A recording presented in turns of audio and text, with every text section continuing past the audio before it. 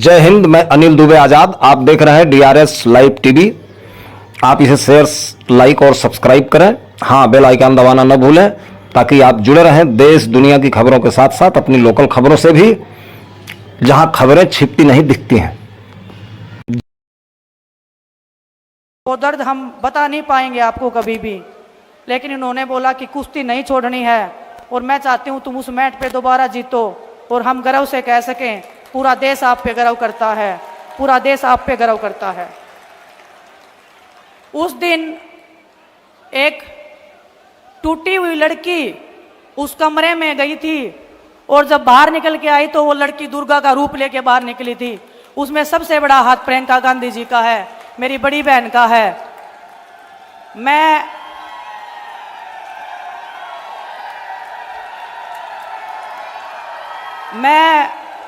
बहुत भावनाओं से चलने वाली लड़की हूं, राजनीति में नई नई आई हूं। आप ये मत मानना कि मैं राजनीति के उसमें, अगर मैं कांग्रेस पार्टी में आ गई हूं इसलिए मैं ये बड़ी बड़ी बातें कर रही हूं, मैं ये बातें बड़ाई की कर रही हूं, लेकिन मैं दिल से राहुल भैया का, प्रियंका गांधी जी का, सोनिया मैम का, मल्लिकार्जुन खड़गे साहब का, सभी पार्टी के जो वरिष्ठ नेतागण थे, जब ज्वाइनिंग से पहले हम उनसे मिले थे, ऐसे लगा था कि पूरा देश और एक मेरा परिवार जो है वो और बढ़ गया है और मैं अपना दर्द, अपनी तकलीफ उनके सामने रख सकती हूँ और वो 1 मिनट में, चुटकियों में मेरी समस्या का हल कर सकते हैं। वो प्यार, वो आशीर्वाद मुझे इनसे जो मिला है, वही आशीर्वाद प्यार पूरे देश ने मुझे देने का काम किया है। ओलंपिक से आने के बाद में इस पूरे देश ने जो मेरे को संभाला है, इस टूटी हुई लड़की को संभाला है। ये टूटी हुई लड़की आज आपके सामने पूरे दृढ़ विश्वास के साथ में खड़ी है और आपको ये कह सकती है, मेरी छोटी बहनों को बता सकती हूँ, मेरे बड़े भाइयों को बता सकती हूँ, जिंदगी में उतार चढ़ाव आते रहेंगे, लेकिन हमारे जैसे लोग, प्रियंका गांधी जी जैसी बड़ी बहन आपके पीछे खड़ी रह के हमेशा आपकी ताकत बनने का काम करेंगे। आप सबको पता है राजनीति में मैं नई हूं। दिन में 10 बार बड़े भाई दीपेंद्र सिंह हुड्डा जी के भी फोन आ जाते हैं मेरे पास में कि बहन क्या चल रहा है, ऐसे करना है, ऐसे करना है। जो मेरे को गाइडेंस मिल रहा है, जो परिवार मेरा एक इतना बड़ा क्षेत्र जुलाना विधानसभा का, हर दिन जो मैं गांव में निकली हूं, हमारा कारवा, हमारा परिवार, हमारा ये प्यार हमेशा बढ़ता गया है। मेरे को समेटने में भी टाइम लगेगा आपके इस प्यार को, आपके इस सम्मान को, लेकिन मैं आपको दावे के साथ, मेरे विश्वास के साथ मैं एक बात कह सकती हूँ, आपकी बेटी ना कभी किसी के सामने झुकी थी, ना कभी किसी के सामने झुकेगी। परमात्मा के सामने हमारा शीश झुकता है और बड़ों का हम आदर सम्मान अपनी जी जान से ज्यादा करते हैं। और मैं ताऊ और ताई सबको एक बात बोलना चाहती हूँ, जो पगड़ी आप मान सम्मान में अपनी इस बेटी को पहनाते हो, बेटी मैं इसलिए बोल रही हूँ, बहुत सारे लोग बोलते कि तेरी तो शादी हो गई है, आपने कभी मेरे को ऐसे फील ही नहीं करवाया कि मेरी शादी हुई है। यहाँ पे आपने बेटी से भी ज़्यादा मान सम्मान और प्यार मेरे को दिया है। आपकी ये बेटी आपके हर दुख दर्द में, हर पिछड़े समाज के साथ में, हर उस दलित, हर उस अत्याचार के आगे खड़ी होगी जो आपने कभी झेला है। हर उस जातिवाद से, हर उस धर्म से आगे बढ़ के आपकी बेटी हमेशा आपके हकों की रक्षा करने के लिए आगे बढ़ती रहेगी। लेकिन वो ताकत और वो विश्वास आपको, मेरे को देना पड़ेगा। जब आपकी बेटी विधानसभा में जाएगी तो मैं आपको विश्वास के साथ कह सकती हूँ कि वो आवाज़ जो बनेगी वो आपकी आवाज़ बनेगी। आपके बीच में से जो ये बेटी जाएगी, आपके हकों की आवाज़ बन के, आपका जो मैंने कुश्ती के क्षेत्र में नाम किया है, आप 5 साल बाद जब मैं दोबारा आपके बीच में आऊँगी, यही बड़ा मंच होगा। और मैं दीदी को भी बताना चाहती हूँ, ये जुलाना विधानसभा एक नया इतिहास रचने जा रहा है। आपके आशीर्वाद से, आपके प्यार से इस जुलाना की मेरी कर्म भूमि को मैं हमेशा तहे दिल से बहुत शुक्रगुजार करती रहूंगी, धन्यवाद देती रहूंगी कि आपने इस बेटी को, एक ऐसी बेटी को जिसके पीछे इतने दुश्मन लगे हुए हैं, इतने लोग पीछे लगे हुए हैं तोड़ने को, डराने को, लेकिन आपके विश्वास से, आपकी ताकत से ना कभी डरे हैं, ना कभी झुके हैं। आप सबका जो विश्वास है वो ऐसे ही बना रहे, आपका प्यार ऐसे ही बना रहे। आपकी ये बेटी हमेशा दिन रात आपके बीच में रह के, बहुत सारे लोग बोल देते हैं कि ये तो चली जाएगी यहाँ से, मैं आपको विश्वास दिलाती हूँ। और दीदी ने जब, प्रियंका दीदी ने जब मेरे को यहाँ पे भेजा था, दीपेंद्र भाई साहब से जब मैं मिली थी, उन्होंने एक ही बात बोली थी कि कुश्ती के क्षेत्र से अलग है ये क्षेत्र, लेकिन जब आप इन लोगों को टाइम दोगे तो ये लोग आपको अपने दिल और जान से ज़्यादा प्यार करेंगे। और जुलाना की इस धरती ने मेरे को वो दिखा दिया है, वो प्यार, वो सम्मान दे के। आप सबका मैं तहे दिल से धन्यवाद करती हूँ। और मैं धन्यवाद करती हूँ आपको कि आप हमारे मान सम्मान में दिन रात मेहनत कर रहे हैं। हर एक कार्यकर्ता, हर एक हमारे पार्टी का नेता, चाहे 20 साल पुराने हों, चाहे 25 साल पुराने जो पार्टी में लगे हुए हैं, हर एक तक मैं पहुंचूंगी। आप ऐसे नहीं मानना कि भूल जाएगी, आपके घर तक, आपके चूल्हे तक आपकी बेटी जाने का काम करेगी। बस थोड़ा सा टाइम और वक्त मुझे आपको देना पड़ेगा, लेकिन आपको कभी निराशा नहीं होगी, ये मैं आपको विश्वास दिला सकती हूँ।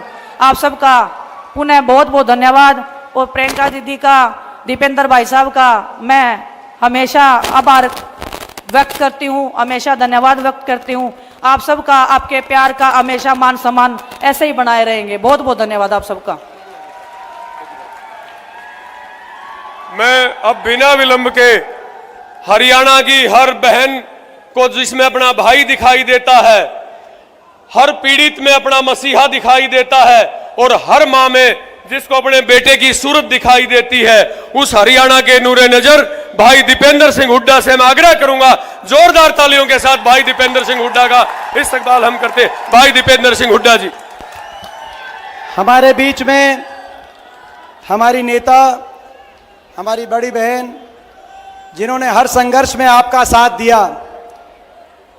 जब किसान पे बात आई, आपको लखीमपुर याद होगा, जब किसानों को बेरहमी से भाजपा सरकार के मंत्रियों की गाड़ियों के नीचे रौंदा गया, तो एक शेरनी की तरह एक हमारी बहन देश में अकेली निकली और लखीमपुर गई, जहां पर बीजेपी सरकार ने उन्होंने जेल में कई दिनों तक रखने का काम किया। जब हमारी बेटियों पे बात आई, जंतर मंतर में और दिल्ली की सड़कों पे हमारी बेटियों को घसीटा जा रहा था, तो देश में सबसे पहले कदम बढ़ाकर हमारी बेटियों के सम्मान में, हमारे खिलाड़ियों के सम्मान में अगर कोई पहुंचा, तो हमारी ये शेरनी, हमारी ये बहन प्रियंका गांधी पहुंची। जब संविधान की बात आई और गरीब की बात आई, संविधान पे आक्रमण हो रहा था देश में, तो हमारी बहन सबसे पहले आई। और जब हरियाणा के मान सम्मान की बात आई, तो हमारे बहन ने हमेशा हरियाणा के लिए हमेशा बहन खड़ी रही। आज ऐसी हमारी बहन का मैं अपने इलाके में आप सबकी तरफ से स्वागत करता हूं कि आज हमारे हरियाणा की इस पावन धरा पे और मेरे इस इलाके में आप आए हो। मैं बहुत बहुत आपका स्वागत करता हूं। बाकी हरियाणा में क्या चल रहा है, यह रिपोर्ट आप तक पहुंच गई कि नहीं पहुंच गई? जुलाना वालों, क्या चल रहा है? किसकी सरकार बन रही है? हरियाणा के कोने कोने से आज एक ही आवाज आ रही है, बीजेपी की दमनकारी सरकार जा रही है और कांग्रेस पार्टी की सरकार। देखो, हमने नहीं कहा कि आ रही है, बोलो, अंदर से आपके आवाज आई, क्योंकि ये भगवान की आवाज है, सच की आवाज है। जो ये सरकार, बीजेपी की सरकार, जिसने हरियाणा का इतना नुकसान किया, जिस सरकार ने आज हरियाणा को देश में नंबर 1 बना दिया बेरोजगारी में, हरियाणा को देश में नंबर 1 बना दिया नशे में, हरियाणा को बीजेपी ने नंबर 1 बना दिया देश में अपराध में, भ्रष्टाचार, महंगाई, आज विकास की पटरी से हरियाणा को उतारने वाली ये सरकार, 750 किसानों की जान की कुर्बानी लेने वाली बीजेपी ये सरकार, हमारी बेटियों को दिल्ली की सड़कों पर घसीटवाने वाली बीजेपी की ये सरकार, बाबा साहब भीमराव अंबेडकर जी के संविधान की हत्यारी है भाजपा की सरकार, गरीब आदमी की सारी स्कीम्स को हरियाणा में बंद करने वाली बीजेपी की ये सरकार, आज हर घर को परेशानी में डालने वाली बीजेपी की ये सरकार। आज जब हमने इस सरकार से, मैं प्रियंका जी को बताना चाहता हूं, हमने एक पदयात्रा करी और सरकार से पूछा कि आपने हरियाणा का इतना भट्टा बिठा दिया कि नहीं बिठा दिया इन्होंने हरियाणा का भट्टा? सवाल पूछा कि आपने हरियाणा का जो भट्टा बिठा दिया है, हरियाणा हिसाब मांग रहा है 10 साल के आपके कुशासन का। तो दिल्ली से बड़े बड़े नेता आए और उन्होंने कहा कि बीजेपी है, हम बीजेपी हैं, हम हिसाब नहीं देंगे। 10 साल हरियाणा का भट्टा हमने बिठा दिया हो, भले हम हिसाब नहीं देंगे क्योंकि हम बीजेपी हैं। हम तो हिसाब लिया करते हैं, हम हिसाब दिया नहीं करते। बीजेपी के नेताओं ने ये कहा। जब 5 अक्टूबर को वोट पड़े तो भाई जो मशीन है, भाई मशीनों में से दिल्ली के उन नेताओं तक एक गूंज जानी चाहिए, इतनी मशीन दबा दो, इतनी मशीन दबा दो, दिल्ली के नेताओं तक ये बात जानी चाहिए। कहीं और आपका बिना हिसाब करे काम चल जाता होगा, लेकिन यहां नहीं चलेगा। ये महाभारत की धरती है, क्योंकि ये हरियाणा है प्रधान, ये हरियाणा है, यहां न्याय होगा। बहन बेटी के जब मान सम्मान पे बात आई, ये वो देश है, प्रदेश है जहां दुश्मन की बहन बेटी की इज्जत को भी अपनी इज्जत मानने की संस्कृति है। जब द्रौपदी की इज्जत पे बात आई तो यहीं नजदीक में कुछ कोस दूर कुरुक्षेत्र के मैदान में महाभारत का महारण हुआ। ये वो देश है, यहां आपकी हरियाणा की बेटियों के साथ क्या हुआ वो आपने नजारा देखा। मैं आज दीदी का स्वागत करने के साथ साथ आप सबकी तरफ से एक आश्वासन दिलाना चाहता हूं दीदी को। जब यहां पे आए हम नामांकन में, जब यहां पे आए विनेश बहन के प्रचार में, तो इन सब ने कहा कंपटीशन लगेगा। गढ़ी सांपला कलोई जो हुड्डा साहब का विधानसभा क्षेत्र है, गढ़ी सांपला कलोई का और जुलाना का कंपटीशन लगेगा कि कौन ज्यादा जिताएगा। तो मैंने इनको कहा कि भाई जुलाना से ज्यादा जिता दो आप। बताओ भाई, जुलाना से ज्यादा जिता दोगे क्या?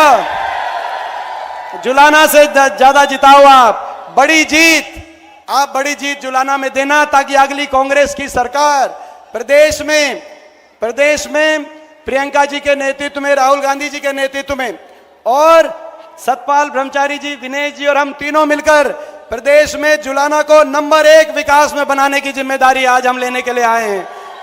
ये हमारी जिम्मेदारी है, जुलाना को विकास में नंबर 1। बहुत दिनों से जो है मैं समझता हूं ये जुलाना हल्के की आज आस है कि जुलाना विकास में प्रदेश में नंबर 1 आए।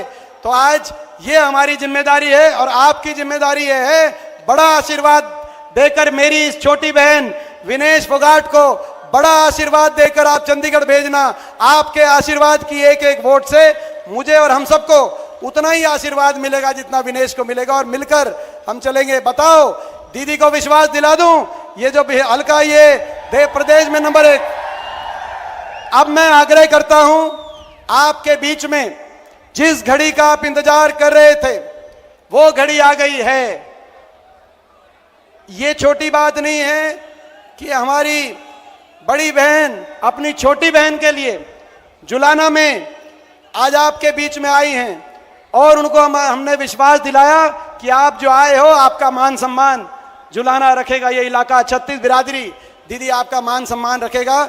मैं 2 नारों के साथ आपको आमंत्रित करता हूं कि आप आएं और लोगों के जुलाना के हमारी 36 बिरादरी की सरदारी के सामने प्रियंका गांधी, राहुल गांधी, मल्लिकार्जुन खड़गे, कांग्रेस पार्टी, प्रियंका दीदी।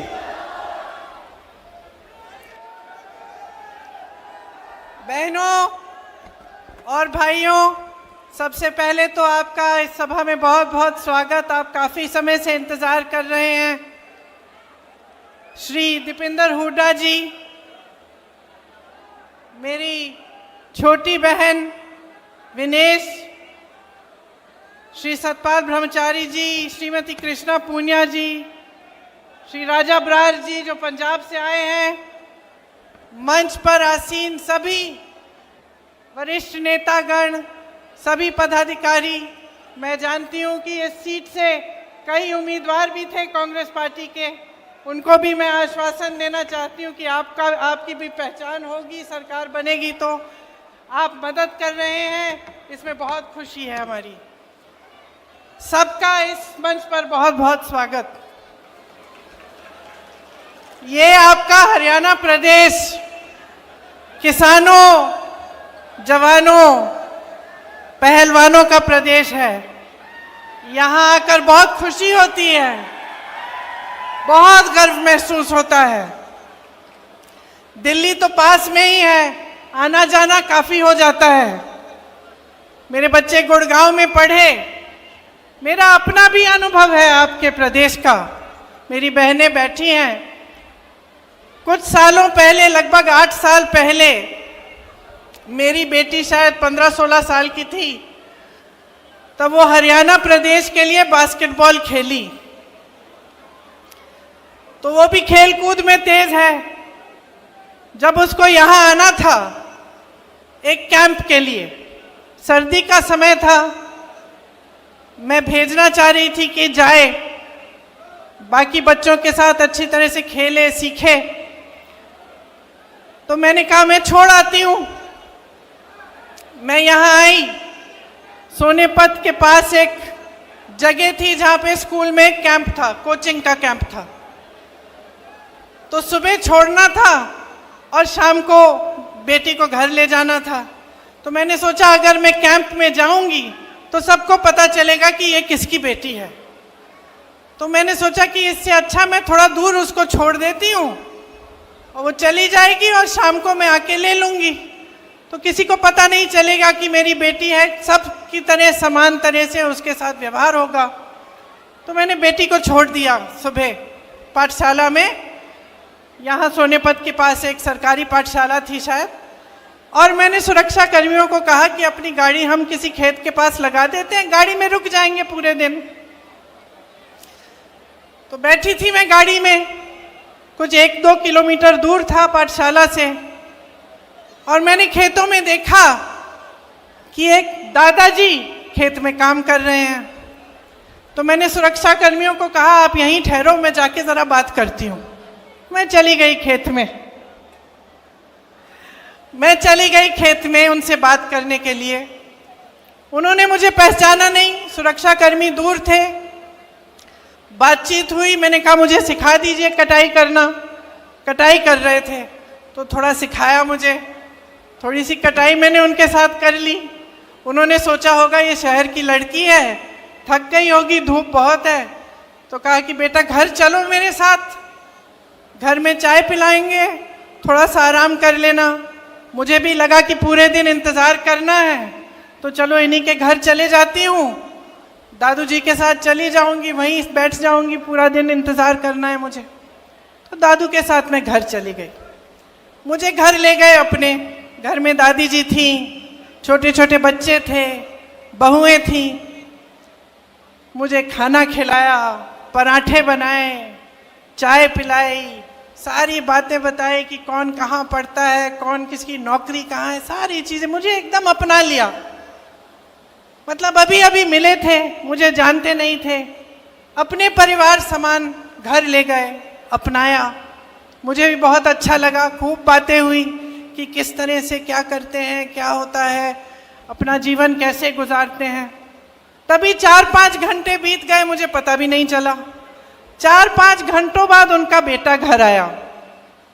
अब इत्तेफाक से उनके बेटे ने रायबरेली में काम किया था, तो मुझे देखते ही पहचान लिया और कहा कि आप तो प्रियंका हैं। तो अब मैंने कहा नहीं था, मैंने कुछ कहा नहीं था उनको, तो मुझे भी अचानक मुझे लगा, मैंने कहा हाँ। तो फिर तो सबने और भी गले लगाया, और फिर दादी जी की बात की, पिताजी की बात की, और हमारी एक दोस्ती हो गई। देखिए 8 से 10 साल बीत गए हैं। जब जब मेरी रैली आसपास लगती है तो उनका बेटा मनोज कभी कभी दादू जी को ले आते हैं मेरे से मिलने, कभी कभी मेरे घर भी आते हैं। जब जब मेरे घर आए तब कभी खाली हाथ नहीं आए, गन्ना लाए, घी लाए, बच्चों के लिए कुछ ना कुछ लाए, कपड़े लाए। और दादी जी सीधे मेरी रसोई में गई और पराठे बनाने लग गई, सबके लिए खाना पकाया। तो एक अपनापन जो था वो एकदम बन गया। और मुझे अक्सर लगता है कि यही है हरियाणा, यही है हरियाणा की जनता, यही है आपकी संस्कृति, यही है आपके संस्कार। और एक और बात बता देती हूँ कि उन 8 सालों में मेरे से एक चीज़ नहीं मांगी। कुछ भी मांग सकते थे। जब हमारी सरकार थी केंद्र में, तो ठीक है, लेकिन सरकार न होते हुए भी कुछ भी मांग सकते थे, ये नौकरी दिलवा दो, एक काम करा दो। कुछ नहीं मांगा आज तक मेरे से, सिर्फ मुझे प्रेम दिया है। और मैं समझती हूं हमेशा कि जो आपका प्रदेश है और मेरा परिवार है, उसके बीच जो रिश्ता रहा है, उसी का प्रतीक ये मेरा एक छोटा सा रिश्ता जो इस एक परिवार के साथ है, वो है। एक और बात बताती हूं, मेरी बच्ची फिर हरियाणा के लिए खेली और उसके साथ 10 और लड़कियां थीं जो उसकी टीम में थीं। यहां से दूर जाना था पौंडीचेरी, चेन्नई से भी आगे, मद्रास से भी आगे। वो लड़कियां गई, मैं भी साथ साथ चली गई। मैंने कहा मम्मी हूं, जाना चाहिए। बाकी एक और लड़की थी जिसकी माताजी साथ में थी। बाकी सारी जो लड़कियां थी गांव की लड़कियां थी, खूब मेहनत करके आगे बढ़ी थी। उनके माता पिता नहीं आए उनके साथ। वो वहाँ पे 4-5 जो टूर्नामेंट थी उसके लिए उन्होंने संघर्ष किया। बहुत गर्मी थी उस समय, मेरे ख्याल से 44-45 डिग्री की गर्मी थी। और जो मेरी बेटी की टीम की कैप्टन थी उसका नाम रितिका था। छोटी सी लड़की थी, विनेश की तरह, तुम्हारी तरह छोटे बाल थे उसके। 102 बुखार था उस लड़की को, लेकिन वो खेलती रही, रुकी नहीं। डांट खाई उसने अपने कोच से। टीम को जिताने के लिए उसने इतना परिश्रम किया। मेरी बेटी घर आके मुझे कहती है, माँ 102 बुखार था उसको, अगर मुझे बुखार होता तो तुम घर ले आती, बोलती कि ले जाओ अभी नहीं खेलना है। वो अकेली थी, वो लड़ी, संघर्ष किया उसने। हमारी पूरी टीम उसके साथ खड़ी थी, लेकिन वो अकेली लड़की 102 बुखार लेकर वो खेलती रही, वो रुकी नहीं। तो मैं समझती हूं कि हर लड़की, हरियाणा की हर लड़की के दिल में ये आग है। हर बेटी ने संघर्ष किया है अपने अपने तरह से। आप सब बड़ा करते हो, पालते हो, पोसते हो, किसी कैंप में भेजते हो, स्पोर्ट्स के लिए भेजते हो, आगे बढ़ाने के लिए आप संघर्ष करते हो, भरोसे के साथ भेजते हो। मैंने भी जब जब अपने बच्चों को भेजा है, चाहे स्कूल में, पाठशाला में, कोचिंग कैंप में, तो कुछ भरोसा होता है अध्यापकों पे, कोच पे, आगे जो संस्था है उस पे भरोसा होता है कि चलो हम भेज रहे हैं अपने बच्चों को, आप कम से कम हमारे बच्चों की हिफाजत कर लोगे। बच्चा भी देश के लिए, प्रदेश के लिए लड़ रहा है, संघर्ष कर रहा है, खेल रहा है। पूरे देश को गर्व होगा अगर जीतेगा, तो उसकी हिफाजत करिए। यही उम्मीद रखते हैं माँ बाप, है ना? माताएं बैठी हैं बहुत, यही उम्मीद रखती हैं आप। विनेश के साथ भी ऐसा ही हुआ कि उसके माँ बाप ने भी पूरे भरोसे के साथ उसको भेजा, संघर्ष किया, लड़ी, ओलंपिक्स तक पहुंच गई और उसका संघर्ष का फल भी उसे मिला, मेडल मिला। पूरे देश को गर्व महसूस हुआ, पूरा देश खुश हुआ। सबने कहा हमारी बेटी है। जीत के समय आई, प्रधानमंत्री जी ने घर बुलाया, चाय पिलाई, फोटो खिंचवाई। भाजपा के तमाम नेता, सारे जितने भी भाजपा के लोग थे, सबने कहा कि देखो मोदी जी हैं तभी मेडल जीत रहा है भारत। पूरी मीडिया ने भी कहा, सब खुश थे, सबको गर्व था। हम लोगों ने देखा नहीं, कुछ कोई फर्क नहीं पड़ता कौन सी पार्टी नहीं है, हमारे देश के लिए कोई मेडल लाया है। और इतना संघर्ष करके हमारी लड़कियां, हमारी बहनें गई हैं, हम सबको गर्व महसूस हुआ। लेकिन फिर क्या हुआ? वो भरोसा तोड़ा गया।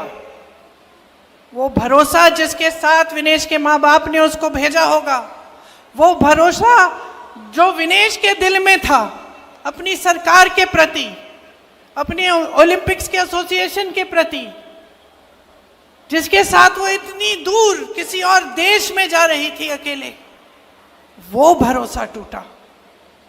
और क्यों टूटा? क्योंकि विनेश और उसके साथियों के साथ अन्याय किया गया। और जब विनेश ने अन्याय देखा तो खड़ी हो गई। और ये भी हरियाणा का स्वभाव है, ये आपका स्वभाव है, ये आपकी संस्कृति है, ये आपकी परंपरा है। आपने अपने बच्चों को इसी परंपरा के तहत बड़ा किया है। दीपेंद्र जी ने कहा और आप सब जानते हैं, यहीं पे कुरुक्षेत्र की भूमि में, हरियाणा में भगवान श्री कृष्ण ने भगवत गीता का प्रवचन दिया। और क्या कहा था उस समय कि जब जब अन्याय होगा, जब जब इस दुनिया में अन्याय होगा, तो सच्चाई और न्याय की आवाज उठेगी। मैं प्रकट होऊंगा, भगवान प्रकट होंगे और अन्याय के खिलाफ लड़ेंगे। ये आपकी परंपरा है। तो जब हम विनेश की बात करते हैं, सिर्फ विनेश का संघर्ष नहीं था, ये सिर्फ एक महिला का संघर्ष नहीं था, ये आप सबका संघर्ष है, ये आप सबकी लड़ाई है। जब इनके साथ अन्याय होता है, आप सबके साथ अन्याय होता है, आप सबका भरोसा टूटता है, आप सबके साथ विश्वासघात होता है। और आपकी परंपरा रही है, भगवत गीता की सीख से ही महात्मा गांधी जी ने हमारा स्वतंत्रता संग्राम चलाया। आज उनका जन्म दिवस है।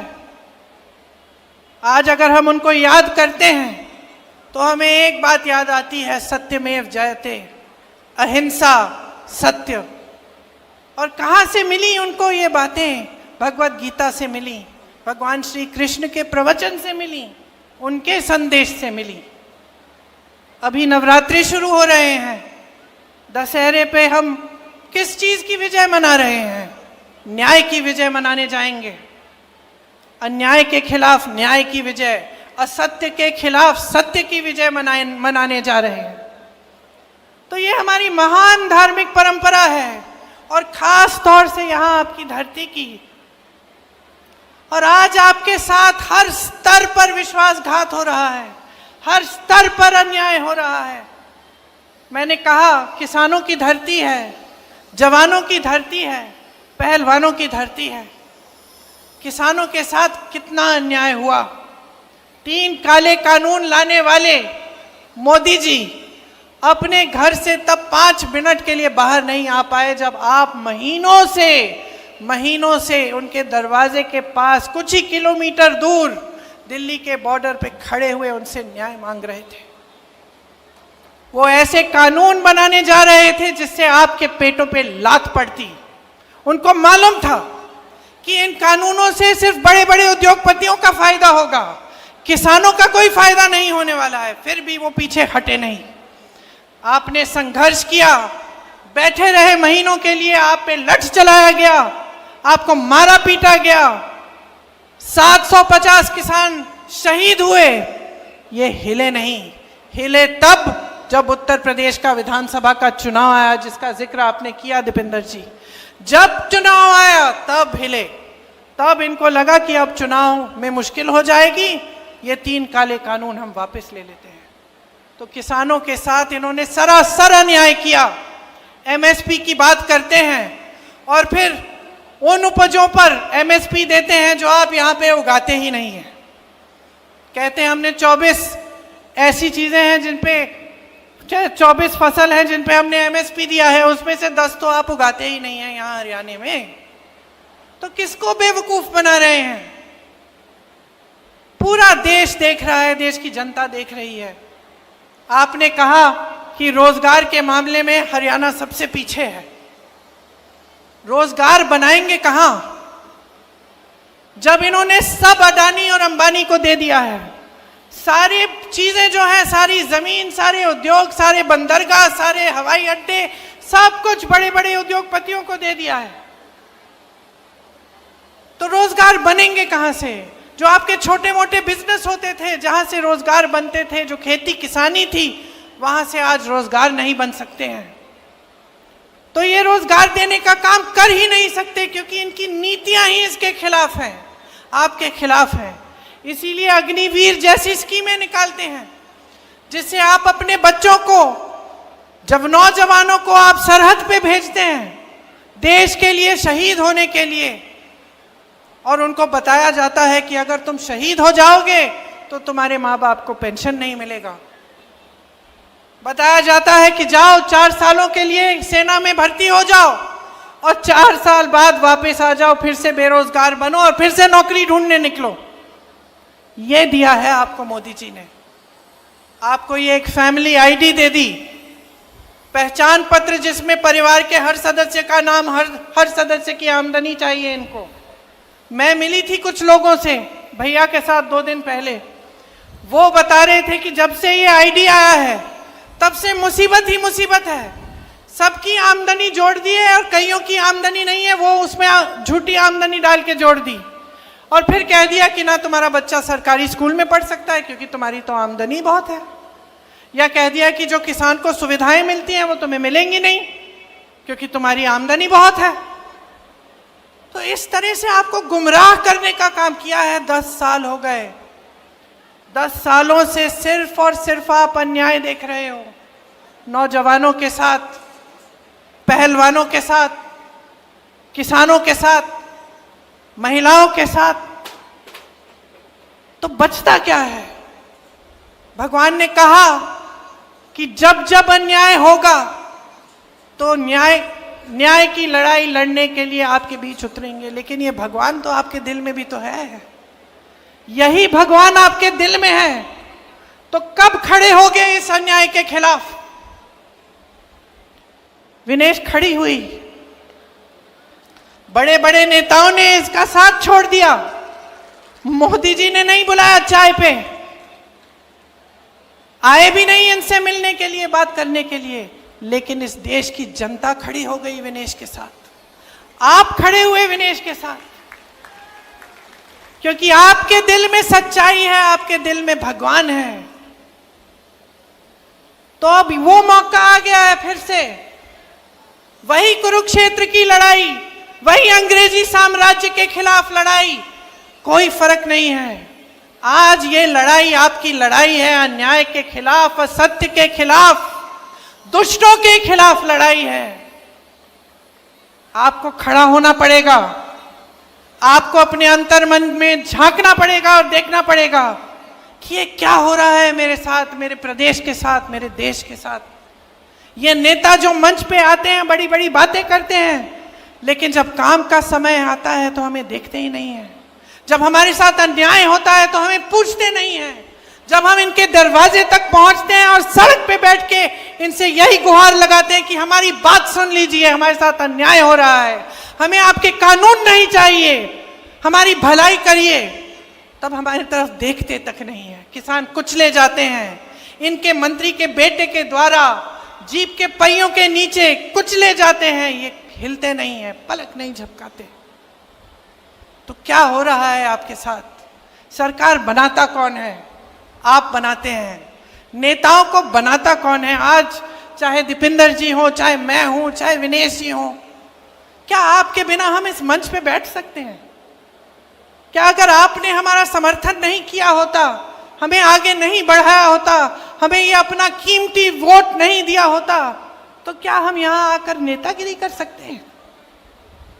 तो आपको समझना पड़ेगा कि शक्ति आपकी है, बहनें, आपकी सबसे बड़ी शक्ति है। जिस तरह से बच्चों को बड़ा करते हो, पालते हो, पोसते हो, बच्चा गलत करता है उसको टोकते हो, बच्चा झूठ बोलेगा डांटोगी, बोलोगी कि क्या झूठ बोल रहे हो, थप्पड़ भी मार दोगी, कभी कभी टोकती हो। नेताओं को अब टोकने का समय आ गया है। ये भाजपा की पार्टी 10 सालों से यहां राज कर रही है, आपके लिए एक काम की चीज नहीं की है इन्होंने। जब जब आपको जरूरत पड़ी है पीछे हटे हैं। आपसे सिर्फ अपना स्वार्थ साधना है, खुद को आगे बढ़ाना है, यही इनको सूझता है। भ्रष्टाचार की बात करते हैं, मुझे हंसी आती है। मोदी जी कोई पुरानी चीजें, 10 साल पुरानी पता नहीं क्या क्या बातें करते रहते हैं, हंसी आती है मुझे। अरे इससे बड़ा भ्रष्टाचार क्या है कि देश के सारे उद्योग आपने अपने 2 मित्रों को दे दिए। इससे बड़ा भ्रष्टाचार क्या हो सकता है कि आप ऐसे कानून लाने जा रहे थे जिससे इस देश का किसान पिस जाएगा, लेकिन आपके बड़े दो बड़े उद्योगपति मित्रों को सब कुछ मिल जाएगा, उन कानूनों का फायदा मिल जाएगा। वो उद्योगपति किसी किसान की जमीन हड़पना चाहे, लेना चाहे, तो किसान उसके खिलाफ कचहरी में लड़ ही नहीं सकता, ऐसा कानून था वो। डीएम के पास जाओ और डीएम सुलझाएगा तुम्हारा मामला। अगर तुम्हारी जमीन ले ली किसी बड़े उद्योगपति ने, ये कानून लाने जा रहे थे, आप समझ गए, आपने पहचाना, और क्योंकि आपने पहचाना, आपने संघर्ष किया। हमारे संविधान ने आपको सबसे बड़ी शक्ति दी है।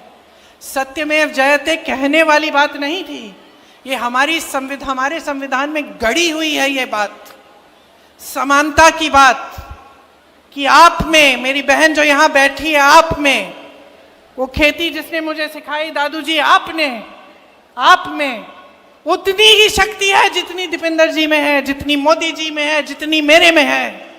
ये संविधान ने शक्ति दी है आपको, ये वोट की शक्ति है, ये वो अधिकार है जिससे आप हम सबको बदल सकते हो, एक नया नेतृत्व ला सकते हो। आप चाहो तो अपने भविष्य को बदल सकते हो।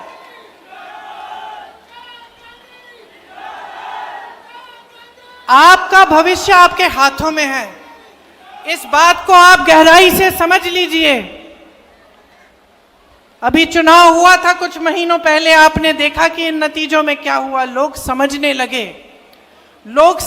लगे कि ये बड़ी बड़ी बातें करते हैं, ये झूठ बोलते हैं, ये मंच पर आकर कुछ भी कह डालते हैं, लेकिन जब काम का समय होता है, जब न्याय का समय होता है, जब सच्चाई का समय होता है, तो ये दिखते तक नहीं है।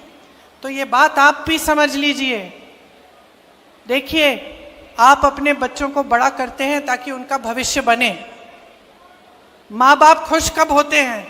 बच्चा नौकरी कर रहा है, कमा रहा है, हमें भी लगता है, बहन आपको भी लगता होगा, बड़ा होगा, आपकी देखभाल करेगा, आपका पालन पोषण करेगा, मतलब पालन पोषण नहीं, आपकी देखभाल करेगा, आपने पालन पोषण किया है उसका,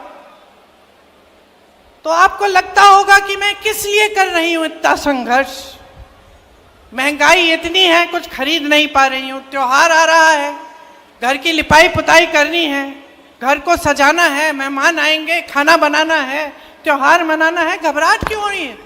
घबराहट क्यों हो रही है? खुशी के साथ साथ घबराहट हो रही है, क्योंकि महंगाई इतनी है। तो महंगाई, बेरोजगारी, अन्याय, ऐसे ऐसे कानून जिससे किसान की कमाई नहीं हो पा रही है, तो आप बदलाव लाएंगे कि नहीं लाएंगे? यहां की बेरोजगारी हटानी है कि नहीं हटानी है? ये लोग भ्रष्टाचार की बात करते हैं, तमाम स्कैम तो इन्हीं के हैं। यहां पे एक पूरी लिस्ट बनी हुई है, देखिए, डाडम और यमुना खनन घोटाले, शराब घोटाला, मेट्रो रूट घोटाला, अमृत योजना, सफाई घोटाला, रजिस्ट्री घोटाला, धान खरीद घोटाला, रोडवे स्कीम का घोटाला, HSSC घोटाला, 30 पेपर लीक।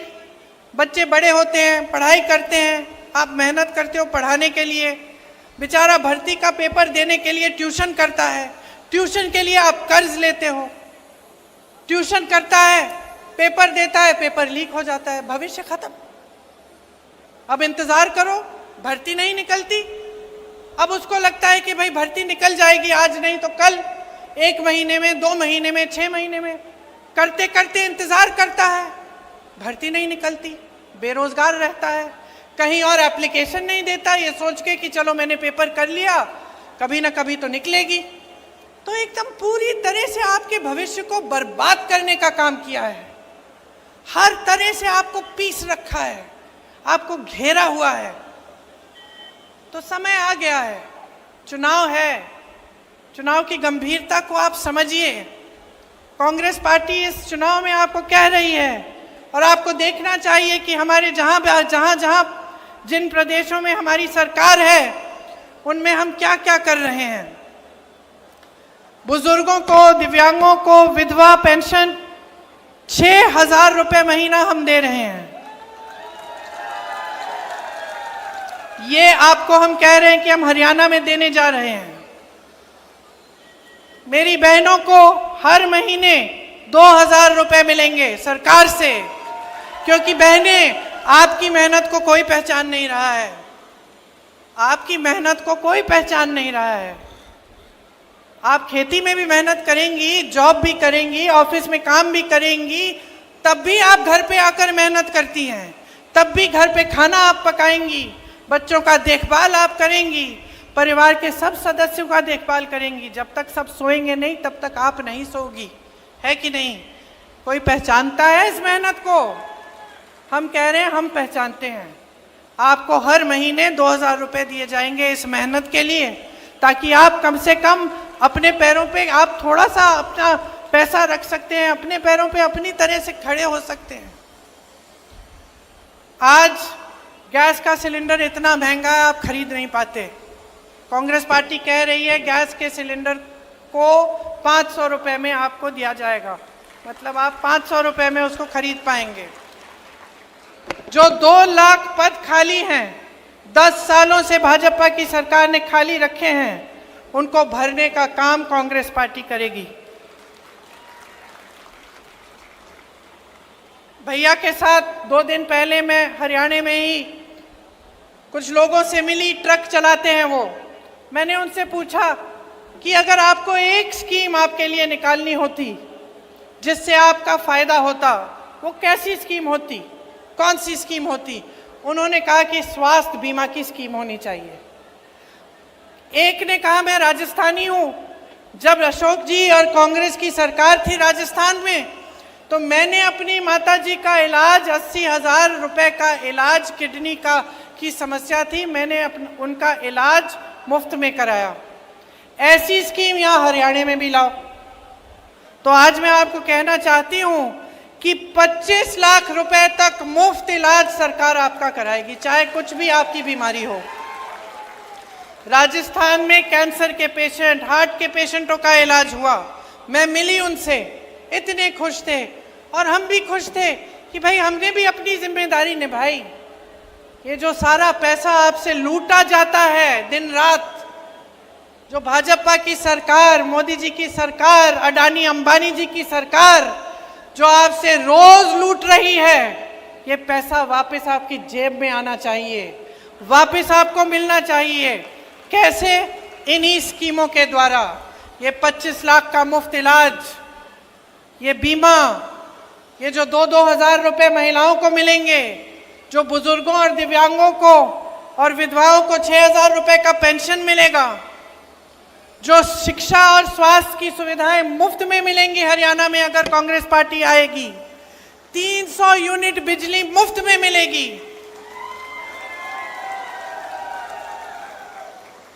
गरीब परिवारों को 100 गज का प्लॉट और 2 कमरे का मकान जो मिलेगा, ये सब आप ही के पैसों से जो आज आपसे लूटे जा रहे हैं, बड़े बड़े उद्योगपतियों को दिए जा रहे हैं, उन पैसों से आएगा ये पैसा, क्योंकि ये आपका पैसा है, आपकी जेब में जाना चाहिए। मैंने एमएसपी की बात की, इसकी गारंटी दे रहे हैं हम, गारंटी दे रहे हैं कि आपको मिलेगी। हम पीछे हटने वाले लोग नहीं हैं, हम लड़ने वाले लोग हैं। हम आपके लिए सड़कों पे उतरे हैं, हमने संघर्ष किया है, चाहे दीपिंदर जी हो, चाहे विनेश जी हो, हम सब ने आपके लिए संघर्ष किया है और करते रहेंगे। हम सब आपके लिए दिन रात समर्पित रहेंगे। आप याद रखिए कि कौन आपके लिए खड़ा रहता है और कौन आपके लिए सच्चाई से काम करना चाहता है। मैं दावे के साथ ये कह सकती हूँ कि विनेश उनमें से है, क्योंकि जब हमने राजनीति में आने की बात की तो इन्होंने मुझसे ये नहीं कहा कि मुझे शान चाहिए, शोहरत चाहिए, मुझे सत्ता चाहिए, ये नहीं कहा। हिचकिचा रही थी, सोच रही थी कि करना चाहिए कि नहीं। फिर मेरे से कहा दीदी सच बताओ, मुझे गलत बात मत बताओ। राजनीति में आने से क्या जो ये मेरी न्याय की लड़ाई है हरियाणा की लड़कियों के लिए, हरियाणा की मेरी बहनों के लिए, इसको मजबूती मिलेगी कि नहीं? अगर मजबूती मिलेगी तभी मैं राजनीति में आऊंगी, ये बोला है।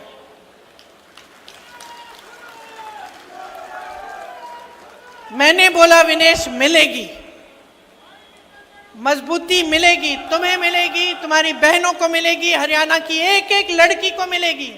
और मैं अपनी बहनों से कहना चाहती हूँ, माताओं से कहना चाहती हूँ, हरियाणा की एक एक नौजवान लड़की से कहना चाहती हूँ, खड़े हो जाओ विनेश के साथ,